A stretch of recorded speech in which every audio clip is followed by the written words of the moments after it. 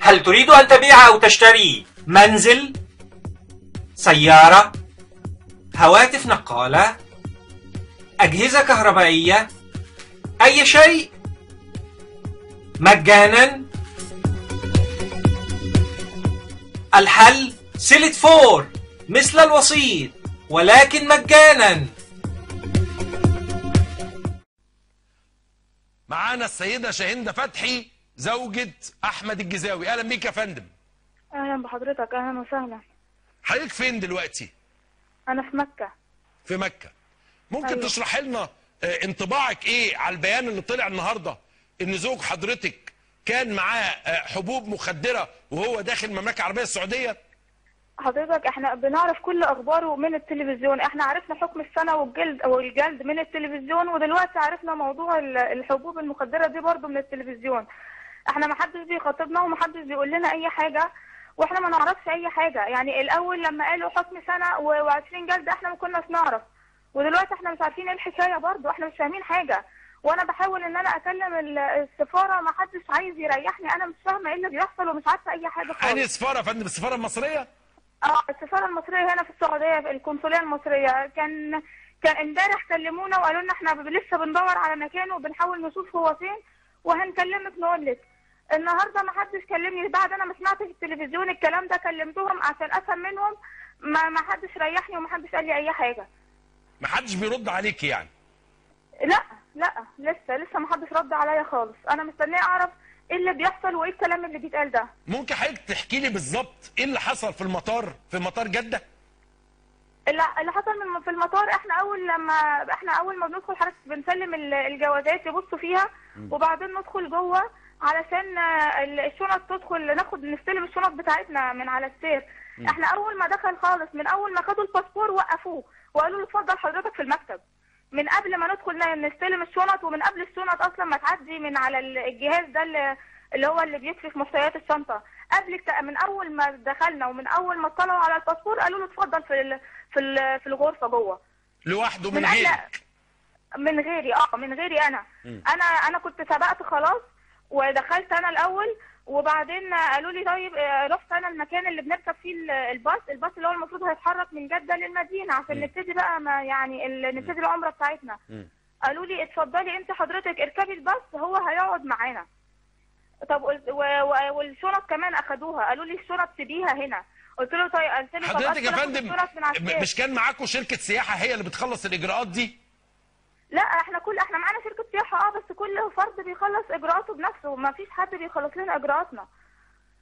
هل مندوب شركة السياحة حضر معاكم كل الاجراءات دي؟ ومندوب شركة السياحة كل اللي عمله ان جمعنا كلنا بعد ما الاجراءات ما خلصت وركبنا الباص وودانا المدينة، ما عملش اكتر من كده. لكن كل فرد من افراد المجموعة هو اللي كان يعني بيقدم الباسبور، بعدين بيروح يستلم شنطته. يعني حضرتك مشيتي من المطار وسبتي جوزك هناك؟ هو ما ردوش بغير كده، هو كده اركبي الباص واتحركي مع المجموعه بتاعتك، ما فيش غير كده. قلت لهم طب سيبوني اقعد معاه في جده، لا ممنوع تماما، اتحركي مع المجموعه بتاعتك. طب مندوب شركه السياحه حضر مع جوزك التفتيش والكلام ده ولا ما تعرفيش؟ لا ما اعرفش. طب حضرتك هل اتفتحت انا بقول لحضرتك هم وقفوه من قبل الشنط ما تيجي اصلا، من قبل ما الشنط ما تيجي، من قبل ما ندخل المكان اللي بنستلم فيه الشنط هم كانوا وقفوه اصلا خلاص. يعني من قبل ما الشنط يا مدام، من قبل ما الشنط أيوة. تنزل على السير كانوا خدوا جوزك؟ بالظبط كده. احنا مش اول ما بننزل من الطياره خالص بندخل المكان ده اللي بندي فيه اللي بنقدم الباسبور، وبعدين بيعدينا جوه عشان السير. من قبل ما نعدي من اول ما قدم الباسبور واطلعوا على الاسم ووقفوه قالوا له روح انت المكتب. من اول ما اخدوا الباسبور، من قبل ما ندخل جوه اصلا عند الشنط.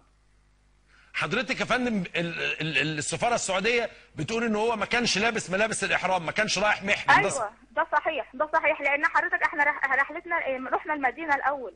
فالمدينه ما بنلبسش فيها لبس احرام، بنلبس ملابسنا العاديه. لما نيجي نتحرك من المدينه لمكه بنقف في الميقات اللي هو ابيار علي وبنحرم هناك. لكن لما اول ما وصلنا خالص قعدنا 4 ايام في المدينه بتلبس فيها ملابس عاديه.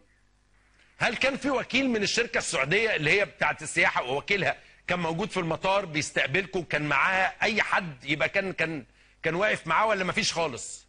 لا، كان موجود معانا واحد من الشركه، هو كان كل دوره ياكد ان العدد كمل وان احنا طلعنا الباص، ان كل العدد اللي مكتوب عنده طلع في الباص. ولما لقى في حد ناقص دخل سأل عليه جوه، قالوا له لا ده سيبه معانا هيقعد معانا شويه، اتفضلوا اتحركوا انتوا. استاذه شاهين، معلش احنا ما نعرفش جوز حضرتك قبل ما يسافر كانت ايه علاقته بالمملكه العربيه السعوديه؟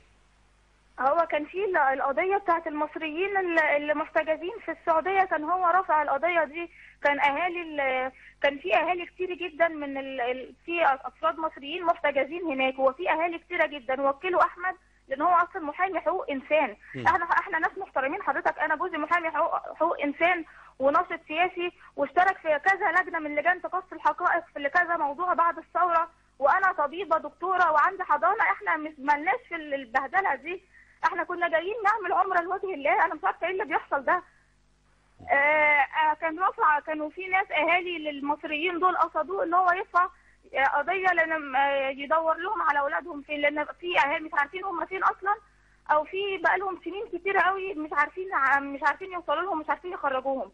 فهو كان ماسك القضيه دي، بس هي دي كل علاقته بالمملكه العربيه. انما انتوا قبل ما تسافروا ما تعرفوش ان كان في حكم سنه او ال20 جلده اللي كانت قال عليهم قبل كده؟ لا، ما كناش نعرف. لا. حضراتكم رحتوا المملكه العربيه السعوديه كذا مره قبل كده؟ لا، دي اول مره.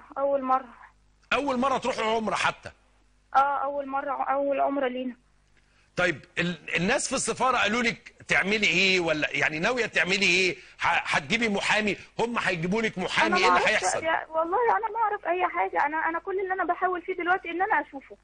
انا طول الفتره اللي فاتت ما كنتش اعرف مكانه اصلا، انا لسه عارفه مكانه النهارده الصبح. دلوقتي كل المحاولات ان انا ازوره، ده اللي انا بحاول فيه.